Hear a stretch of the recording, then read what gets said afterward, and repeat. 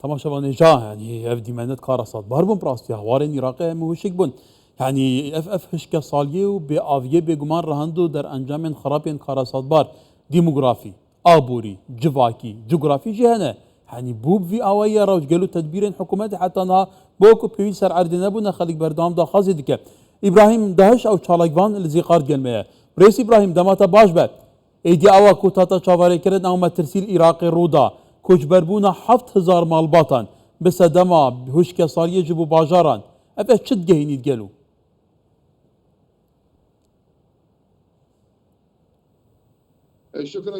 زۆر سپاس بەڕێزەکەم بۆ میوانداری کردنم. سپاس. لە ڕاستیدا ئێمە دەبینین کە ئەمڕۆ پارێزگاکانی باشوور و ناوەڕاستی عێراق و بە تایبەتی پارێزگای زیقار کە زۆرینەی ئەهوارەکانی لێیە ڕوبەڕووی کێشەیەکی زۆری کەمئاوی بوونەتەوە. بۆ نمونە ئەهوارەکانی ئموەدە ئەهوارەکانی ڕێحا ڕوبەڕووی بە بیابانبوون بوونەتەوە. بەشێکی زۆری بنەماڵەکان ئەو ناوچانیان چۆڵ کردووە. وشکە ساڵی زۆر کاریگەری لەسەر ئەهوارەکان دروست کردووە کە ئەهوارەکان یەکێکن لە ناوچە شارستانیەکان لەلایەن یونسکۆوە تۆمار کراون، بەڵام بەداخەیەکی زۆرەوە تاوەکو ئێستا حکوومەت هیچ گرنگیەکی نەداوە بە ئەم قەیرانە. تاوەکو ئێستا لایانی بەرپرس و لایانی پەیوەندیدار لەسەر ئاسی نەدەوێگرتووەکان لەسەر ئاسی حکوومەتی فیدراڵی یەک کاریان نەکردووە بۆ بەرگریکردن لەم کارە ساتە. ئەوەی ماوەتەوە تەنها قسەی سۆشیال میدیا و میدیاکانە.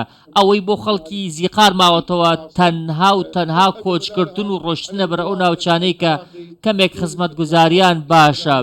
لەگەڵ ئەمانەشدا کۆمەڵێک ئاڵنگاری زۆر ڕوبەڕووی عێراق بوونەتەوە. بێئاوی جا بێئاوی لەسەر ئاسی ناوخۆ یاخود لەسەر ئاسی دەرەوە. لەگەڵ ئەوەشدا سیاسەتی دەرەوە وڵاتانی دراوسێمان کاریگەریکی زۆر نەرێنی لەسەر هاوڵاتی عێراق دروست کردووە، چونکە بۆتە هۆی کەمبوونەوەی بەردانەوەی ئاو. یەکێک لە هۆکارەکانی وشکبوونی ئاهوارەکان و کەمبوونەوەی ئاو سیاسەتی وڵاتانی دەرەوە. ئەمڕۆ ئێمە پێویستمان بە هەوڵی جددی هەیە، جا لەلایەن پەیوەندیدارەکانەوە بێت، لەلایەن حکوومەتی ناوەندیەوە بێت، بۆ ئەوەی کە چاوێک بەم کارە ساتەدا بخشێنێتەوە، قسە لەگەڵ دەوڵەتانی دراوسێ بکات، لەگەڵ سووریا، لەگەڵ ئێران، لەگەڵ تورکیا، بۆ ئەوەی بە شەعاوی ئێمە بەر بدرێتەوە بۆ عێراق حکوومەتی عێراق. برێس ئیبراهیم تو زانیژی ئاو ji derê serekê jiyanê bê av jiyan nabît êdî rewşa ehwarên Iraqê bi taybetî zîqar ku niha تولوێرێ digelmetaxivî bi vî awayê me tirsidar e. Gelo heke tedbîrên pêdivî nehêne bi berçavgirtin. Wê rewşa mirovî li wê deverê berevkî veçî. Xwe hemî hemiya pêçe nabî biçine bajaran.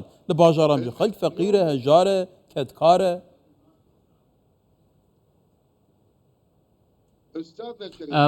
برای بەڕێزم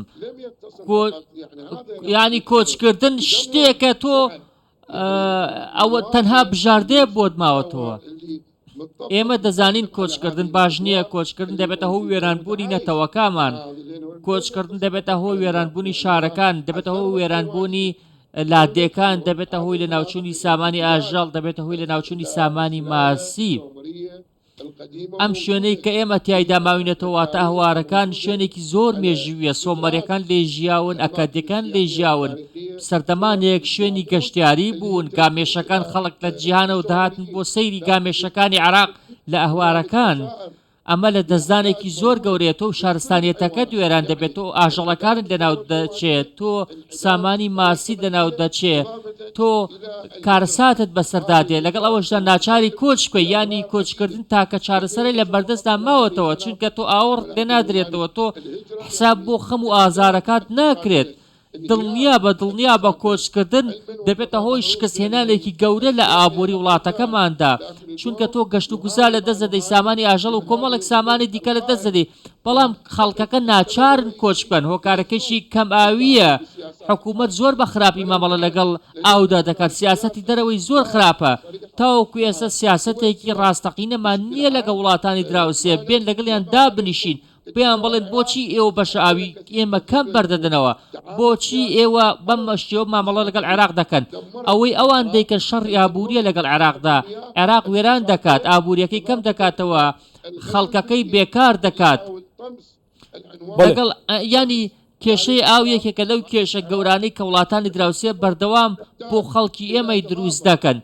ئێمە پێویستمان بۆیە کە هەر هەمومان لەسەر ئاستی تاک، لەسەر ئاسی حکوومەت، لەسەر ئاسی حکوومەت جێی، لەسەر ئاسی ڕێکخراوە نێودەوڵەتیەکان چ لە ئاسی ناوخۆ یاخود دەرەوە میدیاکان هەر هەمومان پێکەوە کار بکەین. سوپاسی کوردستان 24ەکەم کە سەرنجی خستۆتە سەر کەم ئاوی چونکە بابەتێکی زۆر هەستیارە. پێویستە هەر هەمومان دەست لە ناو دەست لەگەڵ ڕێکخراوە نێودەوڵەتیەکان گرنگی زیاتر بە کەمبوونەوەی ئاو بدەین و سەوتی خۆمان بگەێنینە نەتەوە یەکگرتووەکان، پێیان بڵین کە ئێوە بۆچی بێدەنگ وەساون لە کاتێکدا وڵاتانی دیکە ئەو سیاسەتە خراپە بەرامبەر عێراق بەکاردێنن لە کەمکردنەوەی ئاو لە وشکردنی ڕووبارەکانمان.